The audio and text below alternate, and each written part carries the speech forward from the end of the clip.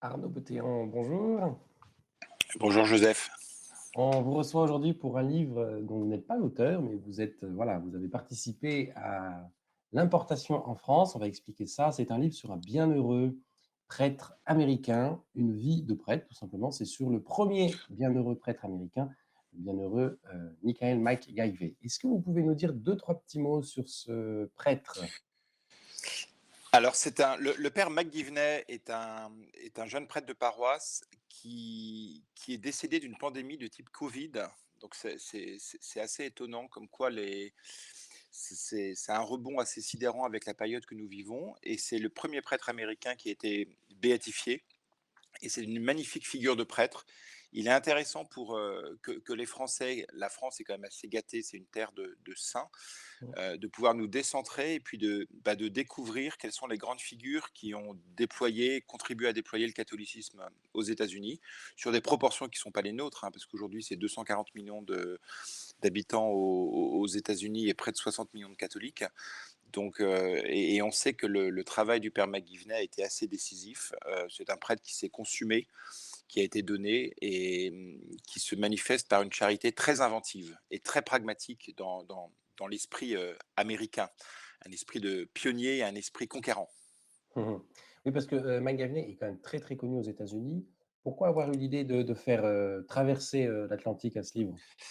Alors, l'Église, en béatifiant le père McGivney, je crois que l'Église, de façon prophétique, nous donne les saints que le monde attend. Il nous donne les saints de notre temps. Oui. Et, voilà, donc c'est d'abord cette décision de la Sainte Église catholique de mettre la lumière sur cette belle figure de prêtre qui est décédé à l'âge de 38 ans. Et puis ensuite, bah, l'Église nous interpellant, nous on a découvert un peu la figure de ce prêtre et on a vu à quel point sur de nombreux domaines il était assez prophétique. Prophétique parce que l'Église à l'époque était assez minoritaire et pour autant le père McGivney, par son dynamisme, a compris que les catholiques devaient aimer le monde, devaient transformer le monde de l'intérieur, tout en prenant soin de la transmission de la foi dans les familles. Le père McGivney a été assez prophétique dans sa vision du rôle de laïc. C'est qu'en créant cette confrérie des Chevaliers de Colomb, ces 2 millions d'hommes dans le monde, euh, d'hommes laïcs, il a compris que les laïcs devaient être autonomes, responsables et missionnaires de façon inventive et extrêmement créative. Et puis évidemment, il s'est déployé, il s'est consumé auprès des plus pauvres. Il y a eu de l'accompagnement avec beaucoup de délicatesse de personnes qui ont redécouvert la foi catholique. Et il a compris, je crois, de façon très simple, à travers des grandes amitiés avec des laïcs et avec des prêtres, l'importance d'un esprit missionnaire enraciné dans un terrain de proximité. Et puis l'autre chose que je retiens de son œuvre, c'est qu'il ne s'est pas identifié à son œuvre. C'était un peu le fondateur emblématique de ce mouvement des Chevaliers de Colomb, mais pas que. Et en tout cas, il a eu l'humilité de s'effacer pour confier à des laïcs la gouvernance et le déploiement de ce grand mouvement. Mhm. Donc, figure de prêtre avec un solide tempérament d'Irlandais, avec du caractère transformé par la grâce, l'importance de la prière, de la confession, et de ces moments de silence et de retrait, et en même temps plongé à 100% dans l'action. Donc je trouve que pour nous les laïcs et pour beaucoup de prêtres, c'est une figure très inspirante et finalement assez actuelle. Alors, ça va être ma dernière question. Voilà, c'est une figure qui peut éminemment inspirer les prêtres, mais de par sa vie, c'est voilà, un bienheureux qui peut évidemment aussi beaucoup inspirer les laïcs. À qui s'adresse ce livre? Je pense que ce livre s'adresse à deux types de populations, des personnes qui ont une vision très large de l'Église, en comprenant l'universalité de notre vocation à la sainteté comme baptisé, et donc de voir que Mhm. le Seigneur fait des merveilles aussi au-delà de l'Hexagone. Et souvent, il y a une forme un peu de... Les Français sont un peu figés sur le territoire français, et je pense que c'est intéressant, comme l'appelle le pape François, vraiment se décentrer et sortir de nos référentiels qui peuvent nous réconforter. Donc, il s'adresse d'abord aux catholiques fervents qui comprennent que le monde bouge et que Il faut se laisser transformer par la vitalité d'une église, atemporelle sur d'autres continents et il me semble aussi qu'il s'adresse beaucoup aux prêtres, qui parce que c'est une figure de prêtre qui a su lire les signes des temps, qui a su trouver le bon positionnement de ses fidèles, dans le monde.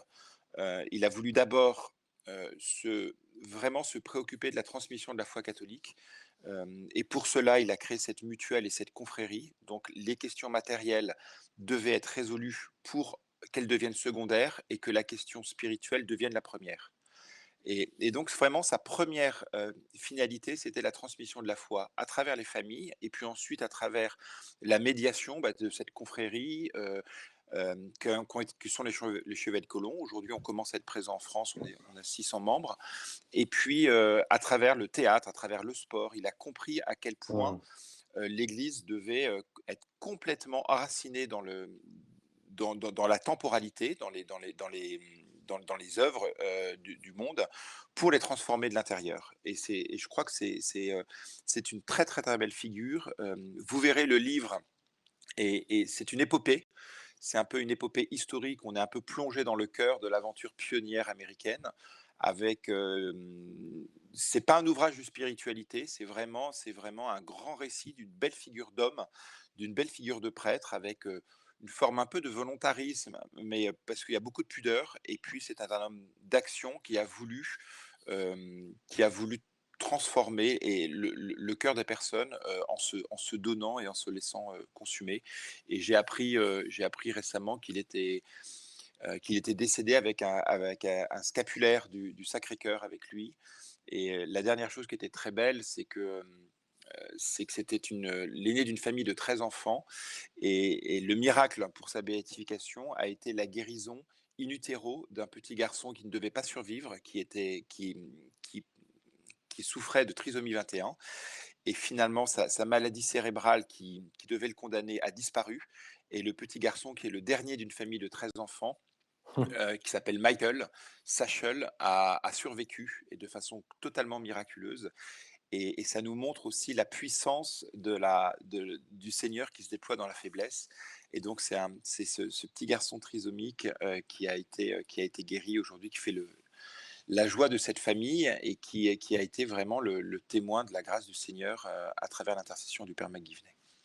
Amen. Eh ben, merci Arnaud Boutéon de nous avoir présenté voilà, ce bienheureux, une vie de prêtre, une vie, je vais rajouter une vie vivante et inspirante de prêtre, paru aux éditions Première Partie. Merci beaucoup à vous. Au revoir. Au revoir.